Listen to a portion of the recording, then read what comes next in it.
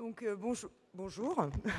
Je remercie toute l'équipe de Neurologique, une équipe fort sympathique, avec beaucoup d'humour, hein, vraiment, ainsi que la ville de Nice de nous accueillir et surtout de m'avoir invité à cette 3e édition de la journée du neurodéveloppement.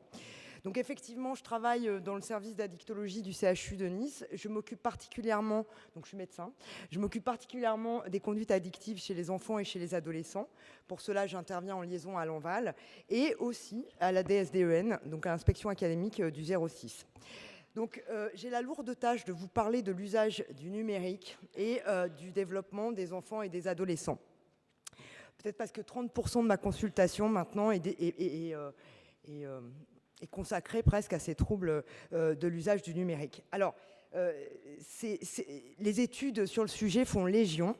On a un niveau de preuve concernant certains aspects de cette problématique.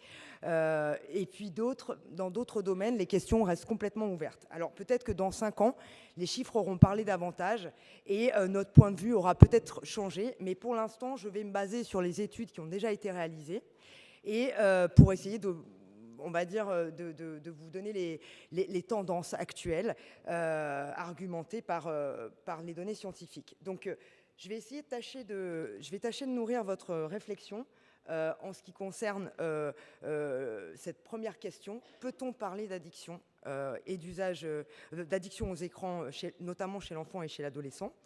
Et puis, on s'intéressera au développement, les conséquences négatives et positives des écrans chez les enfants et les adolescents, sachant que chacun a une spécificité d'usage, puisqu'on parle d'exposition chez les enfants, parce que ce n'est pas eux qui sont collés à la tablette, c'est les parents qui les y mettent, et les adolescents qui ont un usage, eux, un peu plus autonome. Et puis, on essayera de s'intéresser aussi aux liens particuliers qui unissent les enfants porteurs d'un trouble du neurodéveloppement. Et puis, si j'ai le temps, parce que je suis quand même très très bavarde et j'aimerais bien que vous fassiez le timer, on regardera un peu quels sont les usages thérapeutiques et l'écran et les apprentissages, parce que je sais qu'il y a un débat assez vif sur les écrans à l'école.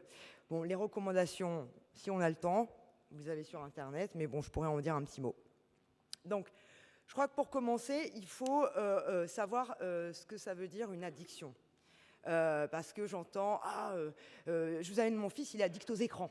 Bon, c'est quand même une maladie très spécifique qui repose sur des bases neurobiologiques et des concepts. Alors, c'est une maladie qui finalement est le résultat de facteurs biologiques, psychologiques et sociaux. C'est un trouble du comportement et des émotions. Et puis c'est une maladie chronique qui s'installe dans le temps, et souvent pour très longtemps. On va y revenir. Et puis pour nous, les addictologues, c'est la rencontre d'un individu, d'un environnement et d'une substance, maintenant comportement, qui sous-tend aussi le fait que depuis l'histoire de l'humanité, l'homme recherche des sensations plaisantes et a besoin d'apaiser ses souffrances. Alors, c'est vrai que moi, je compare souvent ça à un processus tumoral, voilà, comme presque un cancer, on va lâcher les gros mots. C'est un peu comme, vous savez, je ne sais pas si vous avez entendu parler du mélanome, qui est un cancer dermatologique. On sait qu'on a des grains de beauté, ce qu'on appelle des névus, qui sont des lésions précancéreuses et qui peuvent, en fonction de l'exposition à certains facteurs environnementaux, finalement être le point de développement d'une tumeur. L'addicto, c'est un peu ça finalement. C'est vraiment quelque chose qui va s'installer dans le temps et qui sera effectivement nourri de périodes de rémission, de rechute. Voilà. Donc, parmi les différents types d'usages, on distingue les usages simples. Alors, je vais faire l'analogie avec le trouble de l'usage de l'alcool pour que vous compreniez bien. Donc, l'usage simple, c'est l'apéro du samedi soir. C'est le verre de vin en famille. On n'est pas tous addicts, parce que le scoop, c'est qu'on n'est pas tous addicts à tout. Voilà. Donc ça, c'est quelque chose qui est acceptable, notamment par la société, et qui est sans risque. L'usage à risque, c'est quand vous commencez à prendre le volant et que vous êtes en état d'ébriété. Et puis l'usage toxique, c'est quand effectivement on commence à avoir des dommages sur la vie du sujet. Alors, en ce qui concerne le numérique, ça peut être déjà les conflits familiaux, par exemple, ou la baisse des performances scolaires. Voilà. Et le stade terminal, la phase terminale, c'est la dépendance, l'addiction à proprement parler, où la tolérance s'est installée et on a effectivement l'apparition d'un syndrome de sevrage.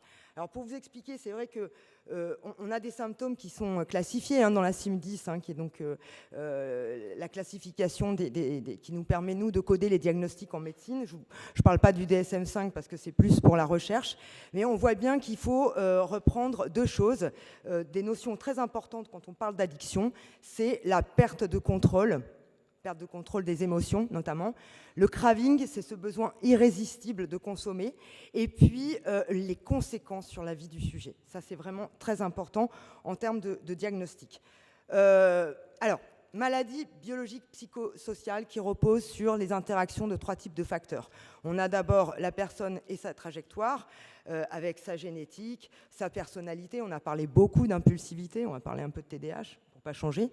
Les troubles associés, on y reviendra, et puis les événements traumatiques, les ruptures, les deuils, la maltraitance infantile. On sait très bien que les enfants qui ont été soumis à un stress chronique dans l'enfance, qui ont été victimes de violences, ont une saturation des systèmes neuroadaptatifs. Les abus sexuels, etc.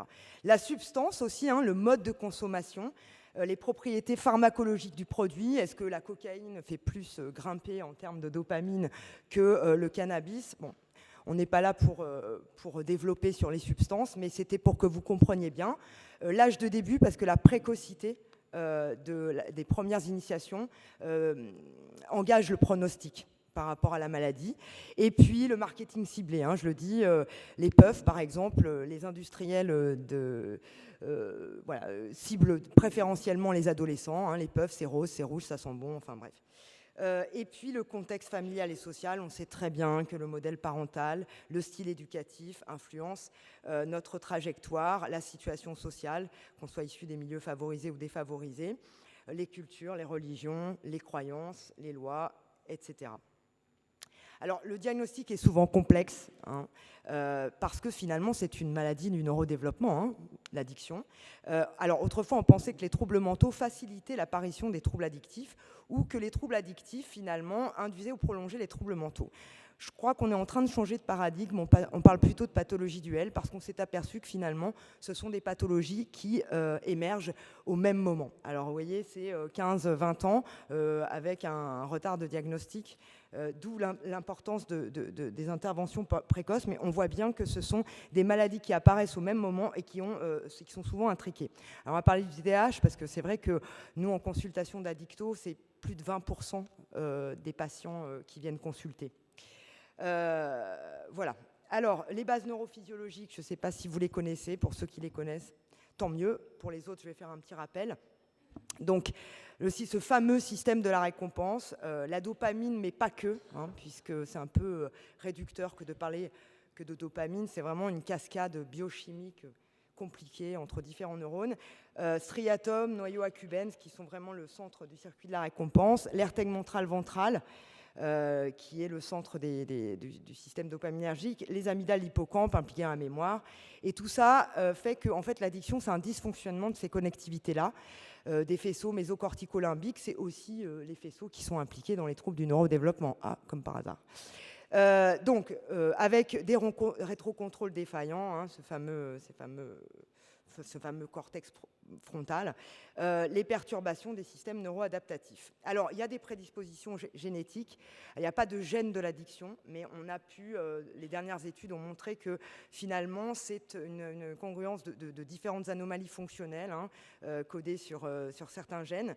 Alors, certains impliqués dans toujours les couples neurotransmetteurs-récepteurs, mais c'est plus compliqué que ça, je ne vais pas rentrer dans le détail. Et effectivement, qui peuvent on va dire, modifier cette activation dopaminergique et donc impacter la motivation, le plaisir et la cognition, la motricité, tout ce qui est porté dessus. Alors, de façon schématique, là j'ai pris sur ce schéma avec les substances, mais les comportements, c'est sensiblement le même mécanisme. Tout concorde, enfin, chaque substance finalement a un récepteur dédié. Tout concorde à ce qui est finalement une libération de dopamine dans la fente synaptique de façon continue. Et d'ailleurs, notre cerveau va donner une valeur plaisir et va mémoriser le contexte, notamment de la première consommation. Enfin, ça va se faire de façon progressive, mais c'est à peu près ça. Donc, il y a une mise en mémoire, il y a la motivation qui est impactée, le bien-être, et puis le stress, parce que il y a le renforcement positif par la la libération de dopamine, mais il y a aussi, au moment où l'effet finalement disparaît, notre système du stress qui se met en route avec l'axe corticotrope et hypothalamo-hypophysaire. Bon, voilà, j'essaye de passer vite parce que je voudrais vous reparler du numérique, mais je trouve que c'est important de comprendre tout ça. Alors, les addictions sans substance, finalement, on a vu grâce à l'IRM fonctionnel que ce sont les mêmes structures qui sont impliquées dans les addictions comportementales, donc les cyberdépendances, mais les dépendances sportives, sexuelles, au travail, et oui, ça existe. Bon, ils ne viennent pas beaucoup consulter. Voilà. Alors, pourquoi les conduites addictives sont-elles plus problématiques chez l'enfant et l'adolescent ? On le sait, c'est vraiment moi ce que j'appelle la zone de turbulence. Alors, notamment parce qu'il y a une hétérogénéité dans la maturation des différentes structures.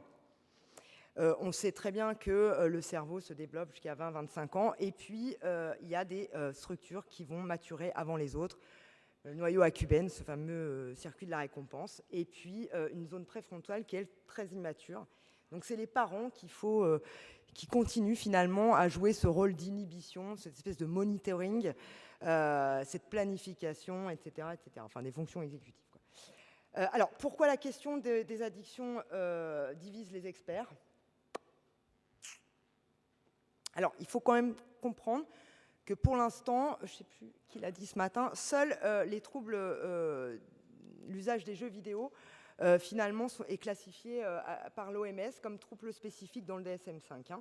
Mais elle en reconnaît les risques potentiels liés à l'usage excessif. Alors, ça veut dire quoi excessif ? On passe quand même pas 8 heures par jour, tous les jours, sur nos écrans. Pas charrier quand même. Bon, et puis des difficultés à définir les seuils justement pathologiques en termes de temps. Je trouve que le temps, c'est pas une bonne variable pour estimer des tas de choses. Et c'est difficile d'ailleurs de distinguer ce qui va être le normal et le pathologique. Et puis les signes de sevrage chez nous, parce que effectivement, ce sont des symptômes parfois un peu flous. C'est difficile finalement de quantifier un comportement ou un trouble de l'émotion. Donc finalement, la seule échelle qui est validée pour l'instant, c'est l'Internet Gaming Disorder Scale.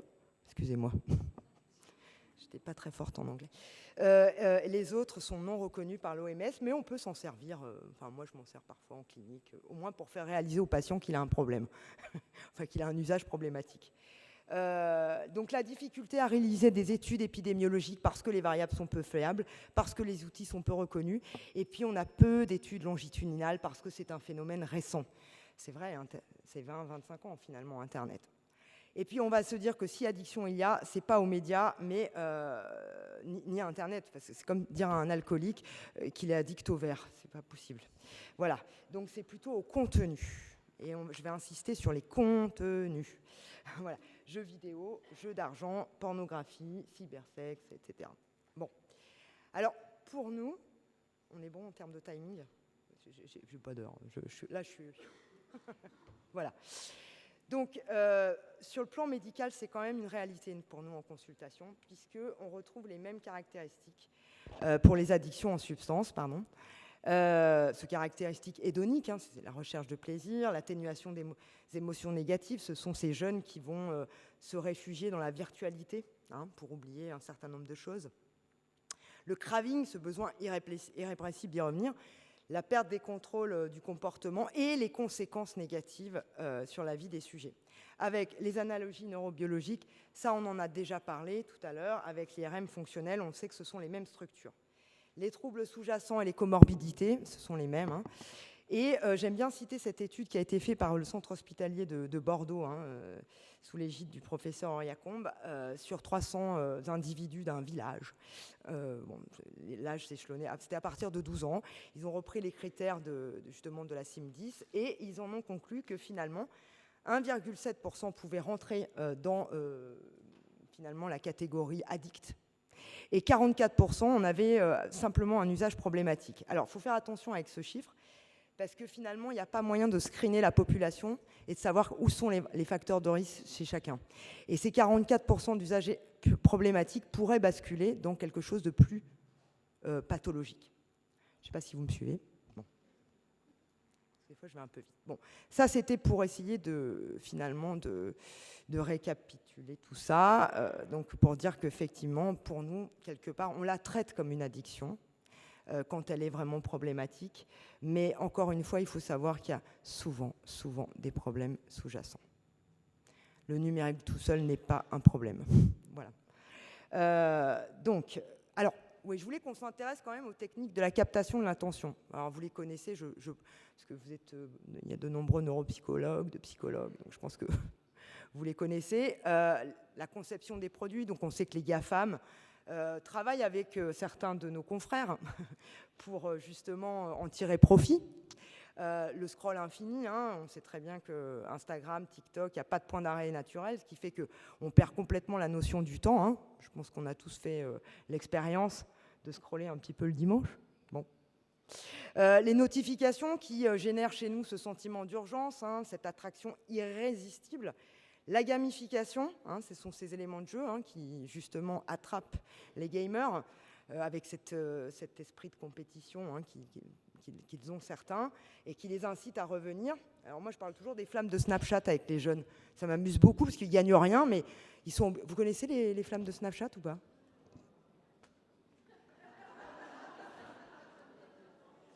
Vous travaillez avec les adolescents, vous ne connaissez pas les flammes de Snapchat ? Bon, en fait, quand ils correspondent avec certains de leurs copains, ils ont des flammes. C'est un peu... c'est une gamification, en fait. Et il faut qu'ils aient une quantité de flammes pour prouver leurs amitiés. Mais en fait, ils n'ont rien à gagner en plus. Alors moi, je leur dis, mais en fait, si encore il y avait de l'argent... Bon, interrogez vos patients, s'il vous plaît. Alors, les flammes de Snapchat, je ne sais plus où j'en étais, lecture automatique, Netflix, YouTube, les algorithmes sophistiqués. C'est vrai que le fait que ces plateformes collectent les données, ça permet de personnaliser et d'adapter le contenu à notre profil. Boucle de la récompense, like, vue, partage, ce qui permet d'activer notre fameux circuit de la récompense. Et puis l'exploitation des émotions, puisqu'on sait très bien que notre cerveau adore tout ce qui est nouveau, adore ce qui est un peu sensationnel. Et l'approbation sociale, le fait qu'on reçoit des likes quand on poste quelque chose. Voilà, je vous apprends rien. Alors, j'ai fait comme eux. TikTok repose sur 3 grands principes. Une grande banque de contenu qui s'agrandit tous les jours. 270 millions de vidéos créées sur une année par les Français seulement. Un algorithme qui cible vos préférences. Moi, c'est les chats choupinous, j'adore. Comme ça. Et puis, ce sentiment d'appartenance à une communauté, ce qui est très important chez l'adolescent. Oh, pardon, vous vouliez prendre une photo ? Bon, après, je pourrais vous le laisser. Alors, du coup, une nouvelle terminologie. Alors, je m'excuse pour ceux de l'éducation nationale, il y a beaucoup d'anglicismes. Nomophobie, c'est la phobie d'être sans son smartphone. Alors, c'est vraiment avec des signes, des signes somatiques. La fréquence cardiaque augmente, la bouche sèche, un petit peu comme moi tout à l'heure en début de l'intervention. Et puis, le syndrome FOMO, allez, c'est parti, Fear of Missing Out. Donc c'est le fait d'avoir peur de louper un événement, vous voyez. La tasagoraphobie, c'est quand on interprète quelque chose, quand on n'a pas reçu assez de likes, alors on pense qu'on n'est plus aimé par nos copains. Et des phénomènes sociaux, moi je les ai classés un peu comme ça. Le smombie, c'est celui qui est dans la rue et qui tombe. Bon. Et puis le phubbing, le sleep phoner, bon, comme je vois le timing qui passe, je vais passer parce que ce n'est pas l'objet. L'effet des enfants et des jeunes par rapport aux écrans. Donc, je l'ai dit, beaucoup d'études, mais finalement peu sur le smartphone. Peu d'études longitudinales parce que le phénomène est récent. Des résultats qui sont peu significatifs parce qu'il y a une petite cohorte, les variables utilisées peu fiables et des faibles tailles d'effets. Donc, il y a des corrélations qui sont affirmées, mais des relations bidirectionnelles complexes. Est-ce que c'est parce qu'on a un syndrome dépressif qu'on va sur les écrans, mais est-ce que c'est parce qu'on est sur les écrans qu'on est dépressif ? Pour l'instant, les liens de causalité ne sont pas établis. Donc, nécessité d'approfondir les recherches. Je vais un peu vite, je suis désolée, je voulais dire plein de trucs, mais Donc je voulais vous parler de cette cohorte ELF, qui est une cohorte généraliste sur 18 000 enfants qui est née en 2011. Avec des données biologiques, sociales et environnementales qui sont collectées, qui a permis d'avoir des résultats préliminaires liés aux écrans et qui suggèrent qu'une exposition précoce excessive aux écrans avant l'âge de 3 ans peut être associée à un retard dans les compétences langagières. En vrai, c'est beaucoup plus nuancé que ça. Ça dépend des contenus qui sont regardés, ça dépend du contexte socio-social des parents et puis surtout du co-visionnage. Voilà. Parce que forcément, il faut interagir avec l'enfant. Et puis forcément, s'il regarde des trucs violents, c'est pas pareil. Les conséquences, donc ça fait consensus dans l'usage excessif. Donc je ne sais pas si vous êtes 8 heures par jour, par exemple, je pense que pas vraiment. Donc physiologique, le seul truc qu'on soit finalement certain, c'est la sédentarité. On le sait, sédentarité, obésité, risque cardiovasculaire. Les tests à l'effort de nos jeunes ados sont pas très bons. Évidemment, les troubles du sommeil. Quoique, bon, voilà.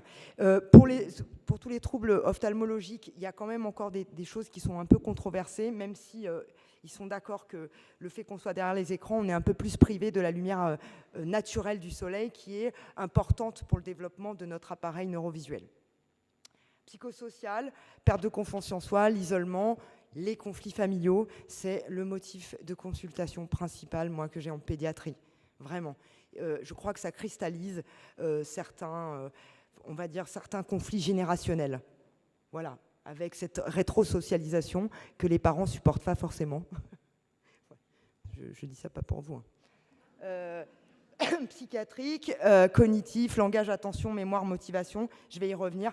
Les impacts potentiels, on les connaît. Il y a effectivement, dans l'usage excessif, je le répète, excessif et anarchique, des perturbations de l'attention, concentration, mémoire. C'est surtout aussi les temps qui sont importants, c'est-à-dire que quand la télé est allumée pendant le repas, on sait que c'est un temps d'échange très important et l'enfant a besoin pour se développer d'interagir avec son environnement, d'utiliser ses 5 sens. Pendant le repas, c'est quelque chose d'important. Émotionnel, les comportements agressifs, irritables. Bon, les études sont bidirectionnelles. Social, la motricité, on l'a dit, c'est la sédentarité. Alors, les adolescents, je voudrais vraiment en parler parce que c'est vraiment à double tranchant. Il faut savoir que le numérique, c'est important pour les adolescents. Les réseaux sociaux, c'est important pour les adolescents. Pour les adolescents, c'est leur doudou virtuel, c'est leur clé USB cérébrale. Ça correspond vraiment très très bien aux besoins, c'est-à-dire ce désir d'éloignement, mise à distance des parents et l'exploration du monde de façon infinie. Et puis ils le font de façon complètement autonome. Ils expérimentent les compétences, ils sont en lien permanent avec leur double identitaire, les copines dans la poche, c'est génial. Le problème, c'est quand il y a des fragilités. Donc on en a parlé, des fragilités. Ce sont ces fameuses trajectoires qui ont été impactées dès la plus petite enfance. Ce sont ceux qui ont des troubles associés et on va parler des TND.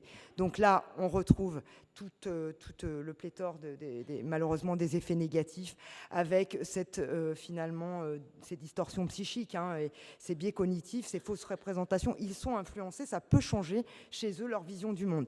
La pornographie, très important, je n'ai pas le temps d'en parler, mais c'est vraiment ravageur. Et les conduites addictives, puisqu'on sait qu'aujourd'hui, on a le Uber Eats, le Uber Sheet, le Uber Coke, etc., etc. Alors, est-ce que le TND... les écrans ne fabriquent pas de TSA et ne fabriquent pas de TDAH. Je le dis, je le répète. Par contre, c'est vrai que les enfants porteurs d'un trouble du neurodéveloppement ont un facteur de risque supplémentaire parce que forcément, ils ont cette sensibilité accrue à la gratification immédiate. Ce matin, le docteur Akroudvial parlait des TDAH, que ces stimulations rapides instantanées, le renforcement des comportements compulsifs, on l'a vu, créés par les écrans, ce défaut d'autorégulation et de planification qui fait qu'ils ont du mal à gérer leur temps sur les écrans, difficulté de régulation émotionnelle. Il n'y a plus beaucoup de temps. C'est ça ? Non. Et l'hyperfocalisation et les intérêts restreints, on en parlait ce matin, c'est valable aussi pour les enfants qui sont porteurs d'un trouble du spectre autistique. puisque les écrans renforcent les caractéristiques répétitives et prévisibles des écrans peuvent renforcer certains troubles. Le fait qu'ils soient, on parlait d'estime de soi ce matin, qu'ils ne soient pas très bien, notamment à l'école, ils pourraient avoir une préférence dans les interactions sociales, virtuelles, parce que c'est trop compliqué d'être dans le in real life, comme ils le disent. Les facteurs environnementaux et parentaux, parce qu'on sait très bien que la systématisation, c'est-à-dire qu'on se sert des écrans comme nounou, donc on peut effectivement utiliser cet outil pour gérer des comportements problématiques. Donc potentiellement aggravation des symptômes spécifiques. Voilà. J'ai encore du temps ? Non ? Bon, tant pis. Alors je fais une synthèse quand même.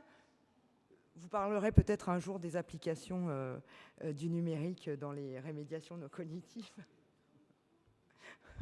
Voilà. Alors écoutez, en conclusion, je dirais qu'il faut approfondir encore les recherches scientifiques sur l'utilisation des écrans par les enfants et les adolescents porteurs d'un TND ou non. Il faut qu'on puisse accéder aux données des plateformes, qu'on puisse mener des politiques de responsabilisation de ces fameuses plateformes numériques. J'ai vu que TikTok, il y avait une loi sur TikTok hier soir, on ne va pas épiloguer, j'ai pas le temps. Évaluer les règles d'utilisation. Je sais qu'il n'y a que 36% des parents qui finalement suivent les recommandations. Mais est-ce que c'est efficace ? Et puis évaluer les programmes, notamment à l'école, parce que c'est vrai que je n'ai pas eu le temps d'en parler. Il faut laisser les enfants qui sont porteurs d'un trouble du neurodéveloppement utiliser le numérique à l'école. Ils en ont vraiment besoin. C'est vraiment une dérogation pour moi. D'ailleurs, PAP, PPRE, PEPS, il faut le mettre, utilisation du numérique. Voilà, les recommandations, on les passe. En conclusion, je dirais que finalement, il faut comprendre, il ne faut pas rejeter le numérique, il faut absolument comprendre comment ça fonctionne, parce que c'est l'environnement et l'écosystème des enfants et des adolescents d'aujourd'hui, et qu'il n'y a qu'en le comprenant qu'on va soutenir positivement leur développement. Donc il va falloir s'adapter, comprendre les transformations profondes qu'a provoqué le numérique dans notre société, le maîtriser, l'intégrer, répondre aux défis qu'elle pose, notamment à l'ère de l'intelligence artificielle, j'insiste. Donc en 2 mots, développer notre intelligence numérique et éduquer les générations futures.